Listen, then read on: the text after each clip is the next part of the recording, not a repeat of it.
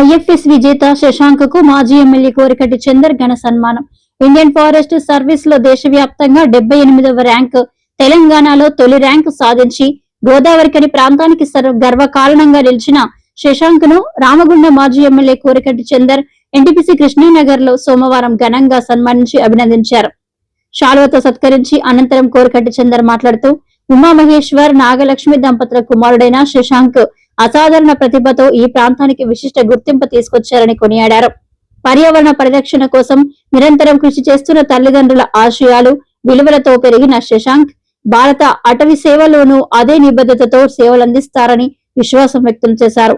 గోదావరికల నుంచి జాతీయ స్థాయిలో ఈ ఘనత సాధించడం ప్రతి యువతకు స్ఫూర్తిదాయకమని, శశాంక్ విజయగాథ ఈ ప్రాంత విద్యార్థులకు మార్గదర్శకంగా నిలుస్తుందని పేర్కొన్నారు. ఈ కార్యక్రమంలో బీఆర్ఎస్ రాష్ట్ర మహిళా నాయకురాలు మూల విజయరెడ్డి, ఈదులూరి శ్రీకాంత్, కల్వచెర్ల కృష్ణవేణి, మారుతి, జనగామ శంకర్, ఆకుల రాజారాం, వీరాలాల్, ఒల్లాల కమలాకర్, వేణు, సరళారెడ్డి తదితరులు పాల్గొన్నారు.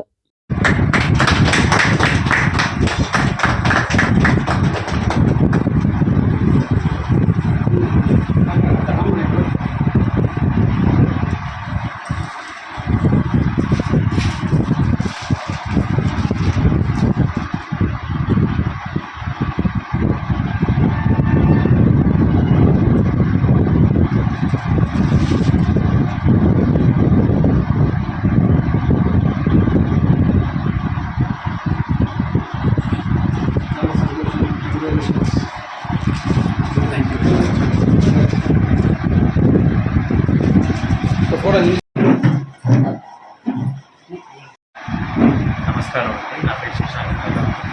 ఈ సంవత్సరం జరిగిన UPSC civil services Indian forest service ఎగ్జామినేషన్లో నాకు 78వ ర్యాంక్ రావడం జరిగింది. మన గోదావరికని పట్టణంలో ఇప్పటి నుంచో మనం చాలా ఆర్థిక అభివృద్ధి చూస్తున్నప్పటికీ దురదృష్టవశాత్తు చాలా కాలుష్యం కూడా చోటు చేస్తుంది.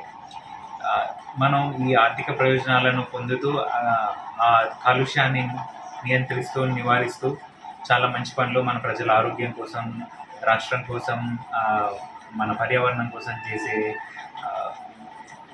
ఉద్దేశంతో నేను ఇండియన్ ఫారెస్ట్ సర్వీసెస్లో జాయిన్ అవ్వడం జరిగింది. మన పట్టణం కోసం, మన రాష్ట్ర ప్రజల కోసం, రాష్ట్ర రైతుల కోసం, మన ప్రభుత్వంతో, టీఆర్ఎస్ పార్టీతోని, మన ఇక్కడ ఉన్న ప్రజలతోని పనిచేద్దామని చెప్పి నేను ఆశిస్తున్నాను. ధన్యవాదాలు. పార్టీ ఆధ్వర్యంలో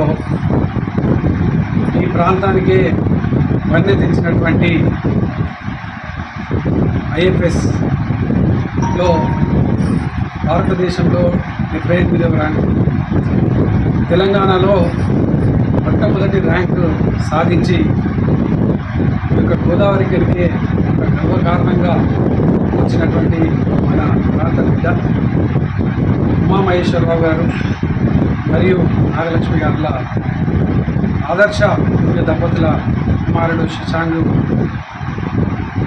యొక్క ర్యాంకు పొందినటువంటి సందర్భంగా అందరం కూడా గర్వంగా భావించి వారిని ఇలా అభినందించేటువంటి కార్యక్రమాన్ని తీసుకోవడం జరిగింది. ఈ యొక్క అభినందించినటువంటి యొక్క సందర్భంగా ఈ పారిశ్రామిక ప్రాంతంలో ఉన్నటువంటి అనేక మంది విద్యావేత్తలకు, అనేక మంది ముందు తరాలకు, భావితరాల భవిష్యత్తు కోసం ఆలోచన చేసినటువంటి ప్రతి ఒక్కరికి కూడా ఈ యొక్క సందర్భంగా మేము ఒకటి విన్నపం చేస్తాము.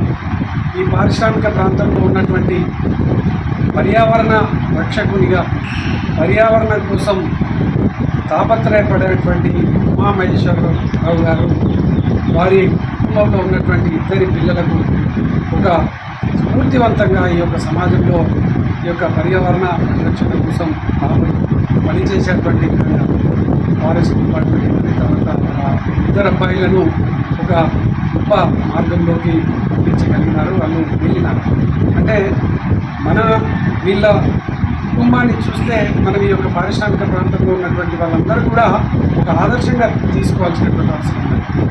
డబ్బు సంపాదించడమే ప్రధానమైనటువంటి అంశంగా ఆలోచన చేసేటువంటి వాళ్ళు కానీ, లేకపోతే అందరిలో గొప్పగా ఉండాలనేటువంటి ఆలోచన చేసేటువంటి వాళ్ళు కానీ, ఇలా సమాజానికి మనం ఏం చేస్తున్నాం, మన జీవితం సమాజానికి ఎంత ఆదర్శంగా నిలబడుతుందనేది ఇలా ఆలోచన చేయాల్సినటువంటి అవసరం ఉన్నది. ప్రత్యేకంగా ఉమామహేశ్వరరావు గారు, నాగలక్ష్మి మేడం గారు వీళ్ళు ఆదర్శ వివాహం చేసుకోవడంతో పాటు పిల్లలకు కూడా ఆదర్శంగా నిలబడి ఇలా పిల్లలు కూడా మంచి మార్గంలో తీసుకువెళ్ళి ఉన్నటువంటి ఈ యొక్క ఆదర్శ కుటుంబాన్ని హృదయపూర్వకంగా మన పారిశ్రామిక ప్రాంతంలో ఉన్నటువంటి అందరం కూడా పూర్తివంతంగా పూర్తిదాయకంగా తీసుకోవాలి.